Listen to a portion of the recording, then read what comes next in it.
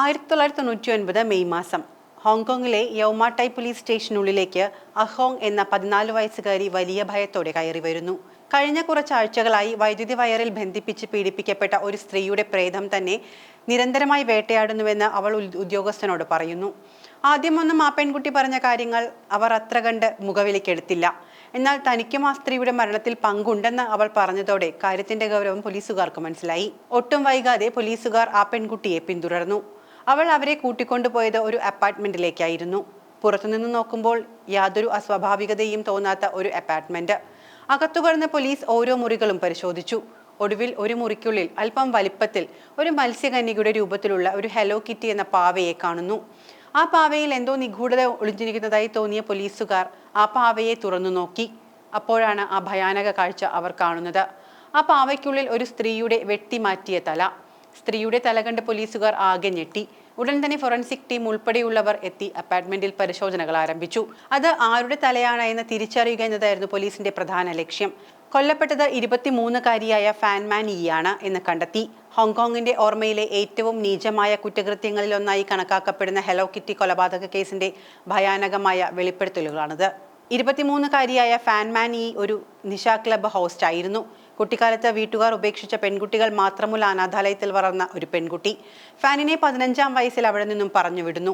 തുടർന്നുള്ള ഫാനിന്റെ ജീവിതം തെരുവുകളിലായിരുന്നു. തെരുവുകളിലെ ഫാനിന്റെ ജീവിതം ദുരിതപൂർണമായിരുന്നു. എന്നാലും ഉപജീവനത്തിനായി പല ജോലികൾ ഫാൻ ചെയ്തുകൊണ്ടിരുന്നു. കാലക്രമേണ അവൾ മയക്കുമരുന്ന് റാക്കറ്റിന്റെ പിടിയിലാവുകയും മയക്കുമരുന്നിന് അടിമയാവുകയും ചെയ്തു. പണത്തിന്റെ ആവശ്യം കൂടി വന്നു.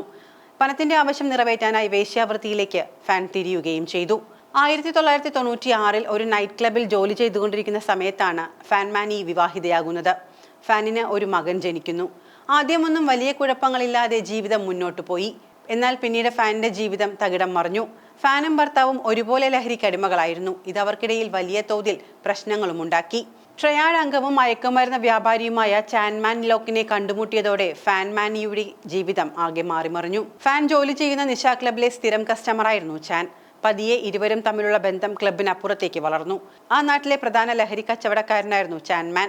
പൈസയ്ക്ക് നല്ലതുപോലെ ആവശ്യങ്ങൾ ഉള്ളതുകൊണ്ട് തന്നെ ഫാൻ വേശ്യാവൃത്തിയും തുടർന്നിരുന്നു.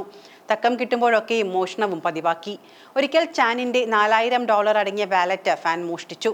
ഇതോടെ ചാനിന് ഫാനിനോട് കടുത്ത ശത്രുത ഉടലെടുത്തു. മിത്രങ്ങളായിരുന്നവർ പിന്നീട് ബദ്ധശത്രുക്കളായി മാറി. ഫാനിനോട് $4000 പലിശയായി $10000 നൽകാൻ ചാൻ ആവശ്യപ്പെട്ടു. ദൈനംദിന ജീവിത ആവശ്യങ്ങൾക്ക് പോലും കയ്യിൽ പണമില്ലാതിരുന്ന സമയത്തായിരുന്നു ചാൻ ഇങ്ങനെ ഒരു ആവശ്യം ഉന്നയിച്ചത്. എന്നിരുന്നാലും തന്നാൽ കഴിയുന്ന രീതിയിൽ ഫാൻ $4000 തിരികെ നൽകുന്നു. എന്നാൽ തന്റെ പണം മോഷ്ടിച്ച ഫാനിനോട് ചാനിന് വല്ലാത്ത പകയായിരുന്നു ആ സമയത്ത്. എങ്ങനെയെങ്കിലും ഇവളോട് പ്രതികാരം വീട്ടണമെന്ന ചിന്ത ചാനിന്റെ ഉള്ളിൽ നിറയുന്നു.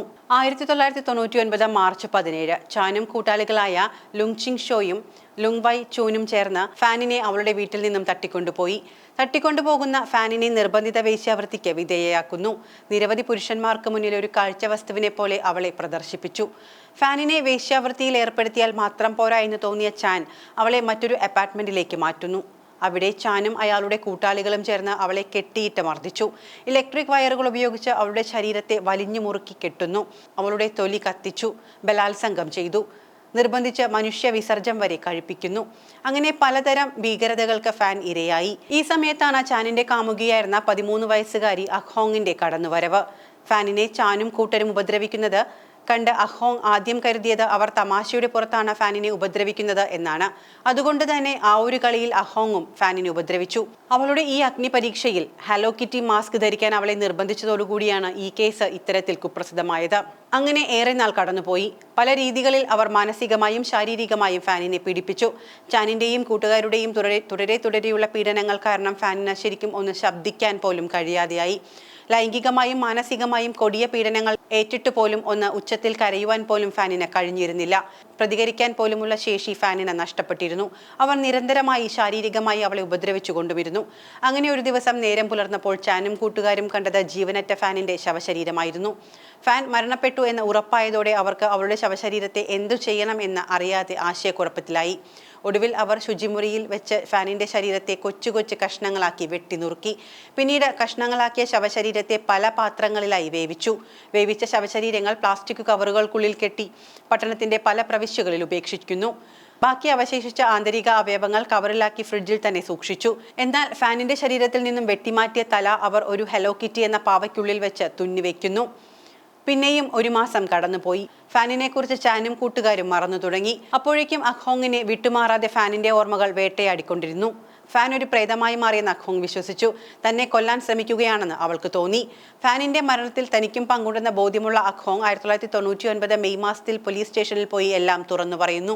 അങ്ങനെ ഹോങ് നടത്തിയ വെളിപ്പെടുത്തലുകളുടെ അടിസ്ഥാനത്തിലാണ് പോലീസ് കേസ് അന്വേഷണം ആരംഭിക്കുന്നത്.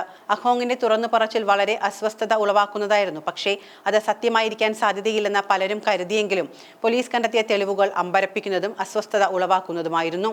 ഫാൻമാനിയെ പീഡിപ്പിച്ച അപ്പാർട്ട്മെന്റിലെ ഷീറ്റുകളും കർട്ടനുകളും മുതൽ ടവലുകളും വെള്ളിപ്പാത്രങ്ങളും വരെ ഹെലോ കിറ്റിയുടെ മാതൃകയുള്ളതായിരുന്നു. ചാനിനെയും കൂട്ടരെയും പോലീസ് അറസ്റ്റ് ചെയ്തു. നിർഭാഗ്യവശാൽ ഫാൻമാനിയുടെ ശേഷിക്കുന്ന ശരീരഭാഗങ്ങൾ കണ്ടെത്താൻ സാധിച്ചില്ല. അതുകൊണ്ട് തന്നെ പോലീസിന് മെഡിക്കൽ എക്സാമിനർമാർക്കും ഫാനിന്റെ മരണകാരണം വ്യക്തമായും കണ്ടെത്താൻ കഴിഞ്ഞില്ല. ലഹരിക്ക് അടിമയായിരുന്ന ഫാൻ മരണപ്പെട്ടപ്പോൾ കാരണം മയക്കുമരുന്ന് അമിതമായി ഉള്ളിൽ ചെന്നതുകൊണ്ടാണ് എന്ന് പ്രതിഭാഗം വാദിച്ചു. ഒടുവിൽ പ്രതികൾ കൊലക്കുറ്റത്തിന് കുറ്റക്കാരാണെന്ന് കണ്ടെത്തി. ചാൻ ജീവപര്യന്തം തടവിന് ശിക്ഷിക്കപ്പെട്ടു. അതേസമയം അയാളുടെ കൂട്ടാളികൾക്ക് ചെറിയ ശിക്ഷകൾ മാത്രം ലഭിച്ചു. അഖ്ഹോങ്ങിന്റെ പ്രായത്തെ പരിഗണിച്ചുകൊണ്ട് അവളെ കോടതി വെറുതെ വിട്ടു.